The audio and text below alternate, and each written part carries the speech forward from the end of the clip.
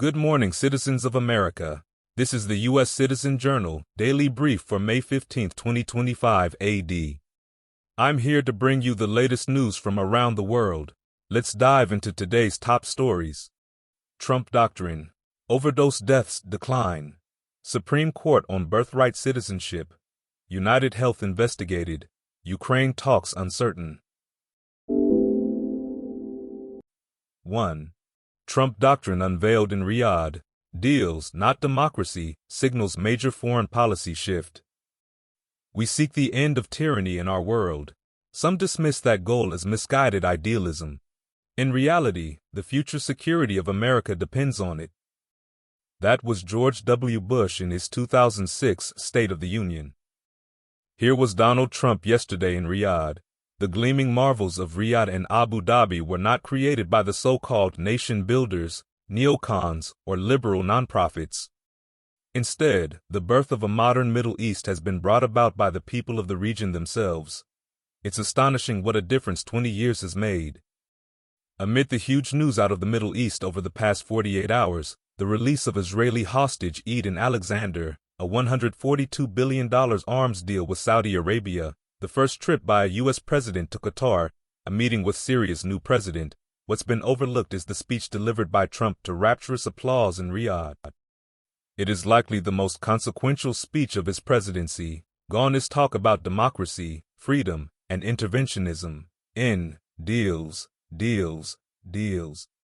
According to Batya Ungar Sargon, Trump's speech was a rejection of the idea, shared by Obama and Bush, that Western-style liberal democracy is essential to human flourishing in the Middle East. Trump's approach isn't isolationism, she argues, but rather a foreign policy built on an appreciation of the world as it actually is, not as Western liberals wish it to be. Editor's note: this is a significant presidential foreign policy speech that has been underreported. This speech documents the Trump Doctrine, which is a sharp break from post-World War II policy, with the exception of Nixon. He advocates for dealing with the world as it is, rather than as we want it to be. Realism. Here is the full speech. The FP. U.S. drug overdose deaths see record 27% decline in 2024. There were 30,000 fewer U.S. drug overdose deaths in 2024 than the year before, the largest one-year decline ever recorded. An estimated 80,000 people died from overdoses last year, according to Provisional Centers for Disease Control and Prevention data released Wednesday. That's down 27% from the 110,000 in 2023. The CDC has been collecting comparable data for 45 years. The previous largest one-year drop was 4% in 2018, according to the agency's National Center for Health Statistics. All but 2 states saw declines last year, with Nevada and South Dakota experiencing small increases. Some of the biggest drops were in Ohio, West Virginia, and other states that have been hard hit in the nation's decades-long overdose epidemic. AP News. 3. Executive versus judicial power. Justices to weigh injunctions blocking Trump's citizenship policy. The Supreme Court will hold a special session Thursday morning to review a case involving President Donald Trump's effort to ban automatic U.S. citizenship for children born to undocumented immigrants and foreign visitors. It is the first time the justices are hearing arguments related to one of the new administration's initiatives and the last scheduled argument of the court's term. The Supreme Court is scheduled to hear oral arguments Thursday about birthright citizenship. We explore the history of this right and unpack the new case.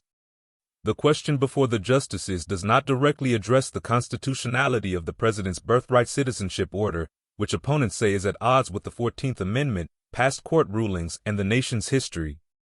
Instead, the Trump administration has asked the justices to lift or narrow orders imposed by 3 lower court judges that have blocked his policy from taking effect while its legality is tested in court. Presidents in both parties, members of Congress, and several Supreme Court justices have long criticized such nationwide injunctions for putting too much power in the hands of individual judges to halt a president's agenda. 3. Washington Post. 4. Justice Department probes UnitedHealth Group for criminal Medicare fraud. The Justice Department is investigating UnitedHealth Group for possible criminal Medicare fraud, people familiar with the matter said or the healthcare fraud unit of the Justice Department's criminal division is overseeing the investigation, the people said, and it has been an active probe since at least last summer. While the exact nature of the potential criminal allegations against UnitedHealth is unclear, the people said the federal investigation is focusing on the company's Medicare Advantage business practices. 6. Wall Street Journal. 5. Uncertainty looms as Ukrainian and Russian delegations arrive in different Turkish cities for talks. An anticipated round of Ukraine peace talks in Turkey descended into bluster and confusion on Thursday as Ukrainian and Russian delegations arrived in different cities and left it unclear as to whether they would actually meet with one another. President Vladimir Putin skipped the talks and instead sent a group of mid-level Russian officials to Istanbul.